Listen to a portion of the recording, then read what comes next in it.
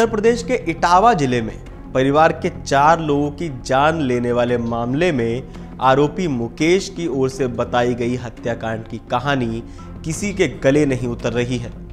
इसमें कई तरह के सवाल उठ रहे हैं। सहमति से सभी को नींद की गोलियां खाने से लेकर खुद ट्रेन के नीचे लेटने तक की कहानी महज नाटकीय लग रही है। नमस्कार, मेरा नाम है मृत्युंजय त्रिवेदी और आप देख रहे हैं अमर उजाला।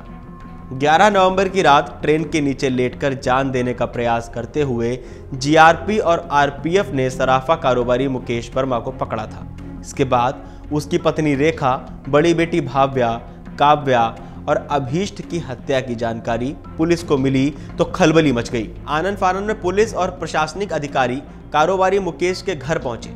पुलिस पूछताछ में मुकेश ने बताया कि उसकी पत्नी और तीनों बच्चों को उनकी सहमति से नींद की गोलियां खिलाईं और उनके अचेत होने पर सभी को गला कसकर मार डाला था। करीब 15 घंटे 20 मिनट बाद पत्नी के फोन पर स्टेटस लगाकर और सीओ सिटी के सीयूजी नंबर पर सुसाइड नोट भेजकर घटना के बारे में बताया था। वहीं इसके बाद एक और बड़ा खुलासा हुआ।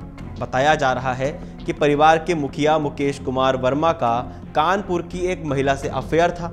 रुपयों को लेकर भी परिवार में विवाद रहता था। मुकेश आर्थिक तंगी से घिर गया था। उसके कई लाख रुपए रिश्तेदारों पर थे, वो देने के लिए तैयार नहीं थे। मुकेश ने पत्नी और 3 बच्चों की हत्या की प्लानिंग पहले ही कर रखी थी। उसने पुलिस को पूछताछ में बताया कि वो करवा चौथ वाले दिन ही खुदकुशी करना चाहता था, लेकिन उसे उसकी पत्नी रेखा ने रोक लिया था।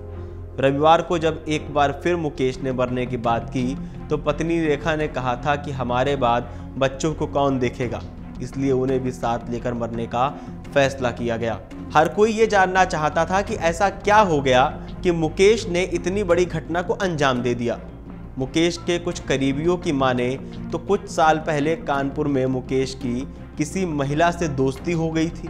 इसकी जानकारी पत्नी को होने के बाद परिवार में तनाव की स्थिति रहने लगी थी। महिला दोस्त भी कई तरह से मुकेश को परेशान करती रहती थी। बताया जा रहा है कि महिला तलाकशुदा थी।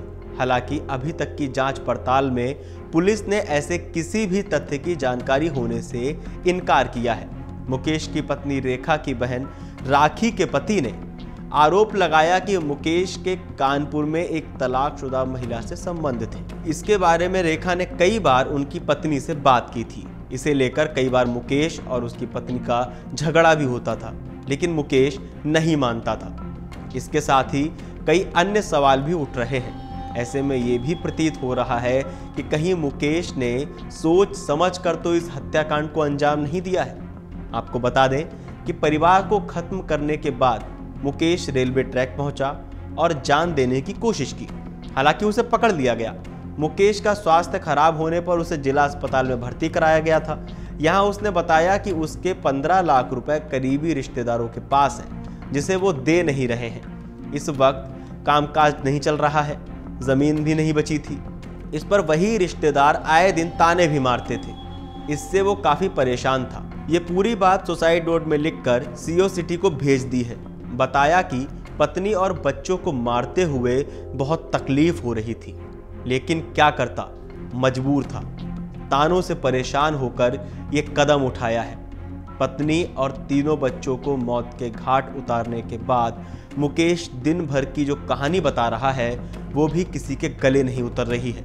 मुकेश का कहना है कि चारों की हत्या के बाद उसने पत्नी की 2 अंगूठी अपने एक परिचित सर्राफ को बेची। उससे जो रुपए मिले उनसे 2 लोगों का 15,700 रुपए का उधार चुकाया। इस तरह से सोमवार का पूरा दिन बीता। इसके बाद रात 9 बजे रेलवे ट्रैक पर जाकर जान देने का फैसला किया। एसएसपी संजय वर्मा ने बताया कि सुसाइड नोट की जांच की जा रही है। तथ्य के आधार पर कार्रवाई होगी। लालपुरा निवासी अखिलेश उर्फ लालू ने बताया कि वो 6 भाई थे। इसमें सबसे बड़े भाई रत्नेश वर्मा ARTO कॉलोनी के पास रहते हैं। इस मकान में राकेश, अवधेश, मुकेश और सबसे छोटे भाई रघुवेश का परिवार रहता है।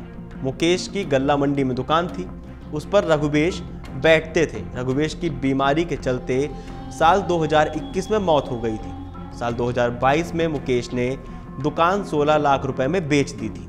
अखिलेश ने बताया कि मुकेश दिल्ली में मकान बनाकर रहने की बात कह रहा था। बड़े भाई रत्नेश ने बताया कि सोमवार को उनका जन्मदिन था।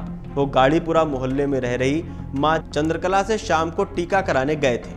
शाम करीब 6:23 पर मुकेश ने फोन किया कि वो नीलकंठ मंदिर में थे। इस वजह से वो बात नहीं कर पाए थे। उन्होंने आगे बताया कि मुकेश पैसे से बहुत सक्षम था। वो अपने साथियों के साथ फ्लाइट से भी सफ़र करता था। इस पूरी घटना को लेकर, इस पूरी वारदात को लेकर आपका क्या मानना है? आपको क्या लगता है? हमें कमेंट करके बताइए और देखते रहिए अमर उजाला। अगर आप ये वीडियो YouTube पर देख रहे हैं तो हमारे चैनल को सब्सक्राइब करें और बेल आइकन को दबाना ना भूलें। अगर आप Facebook पर ये वीडियो देख रहे हैं तो हमारे पेज को लाइक करें।